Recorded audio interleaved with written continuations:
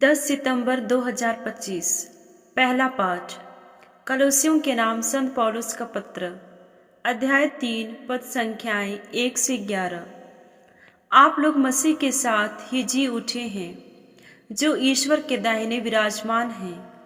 इसलिए ऊपर की चीजें खोजते रहें। आप पृथ्वी पर की नहीं, ऊपर की चीजों की चिंता किया करें। आप तो मर चुके हैं, आपका जीवन मसीह के साथ ईश्वर में छिपा हुआ है। मसीह ही आपका जीवन है। जब मसीह प्रकट होंगे, तब आप भी उनके साथ महिमान्वित होकर प्रकट हो जाएंगे। इसलिए आप लोग अपने शरीर में इन बातों का दमन करें जो पृथ्वी की है, अर्थात व्यभिचार, अशुद्धता, कामुकता, विषय वासना और लोभ का, जो मूर्ति पूजा के सदृश है। इन बातों के कारण ईश्वर का कोप आ पड़ता है।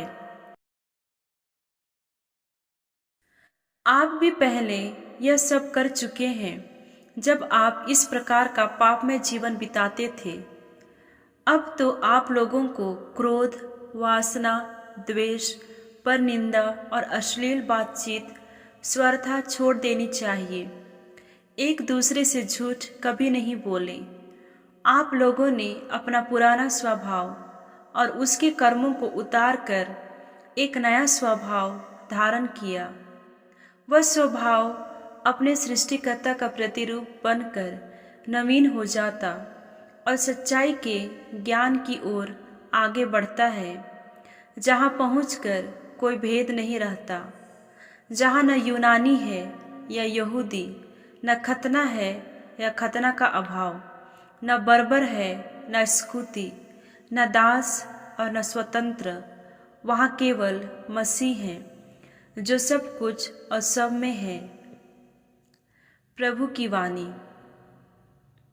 संत लूकस के अनुसार पवित्र सुसमाचार, अध्याय 6, पद संख्याएं 20 से 26। यीशु ने अपने शिष्यों की ओर देखकर कहा, धन्य हो तुम जो दरिद्र हो, स्वर्ग राज्य तुम लोगों का है। धन्य हो तुम जो अभी भूखे हो, तुम तृप्त किए जाओगे। धन्य हो तुम जो अभी रोते हो, तुम हंसोगे।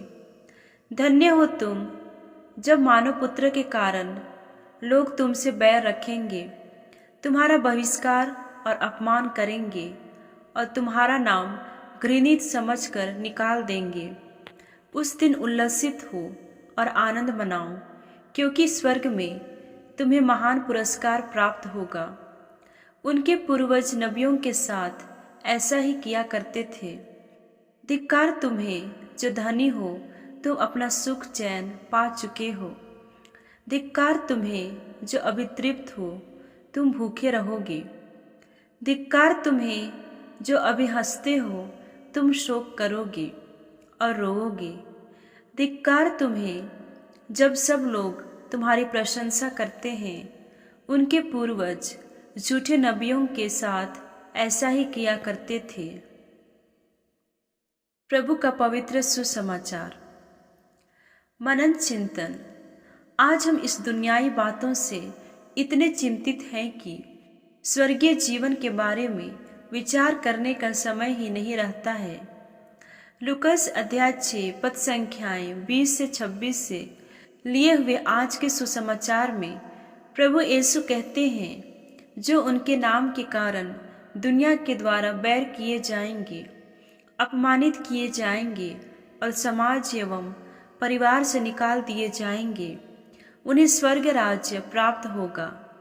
आज हम बड़े तो अपने आप को नष्ट तो कर चुके हैं। दुख की बात यह है कि अपने बच्चों को और गहरे गर्त में गिराने का काम कर रहे हैं। आज कितने सारे बच्चे और युवा कोचिंग के नाम पर रविवारियों मिस्सा बलिदान में भी नहीं आते हैं।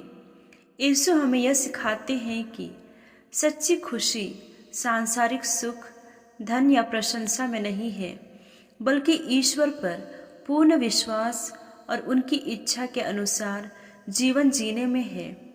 जो लोग दुख, भूख या उपेक्षा सहते हैं, उनके लिए ईश्वर का राज्य सच्चा सांत्वना है। प्रभु यीशु हमें बुलाते हैं कि हम अपने जीवन को इस संसार की क्षण भंगुर वस्तुओं से न जोड़ें, बल्कि ईश्वर के राज्य की शाश्वत प्रतिज्ञा पर भरोसा रखें। क्या मैं अपनी खुशी केवल धन, आराम, प्रशंसा में खोजता हूँ? क्या मैं ईश्वर की ओर देखकर उनकी इच्छा के अनुसार जीने का प्रयास करता हूँ? क्या मैं कठिनाइयों में भी भरोसा रखता हूँ कि ईश्वर मुझे संभालेंगे? आइए हम यह कृपा मांगे कि हम सच्चे अर्थों में धन्य बन सके, सिर्फ इस संसार में नहीं बल्कि ईश्वर के राज्य में।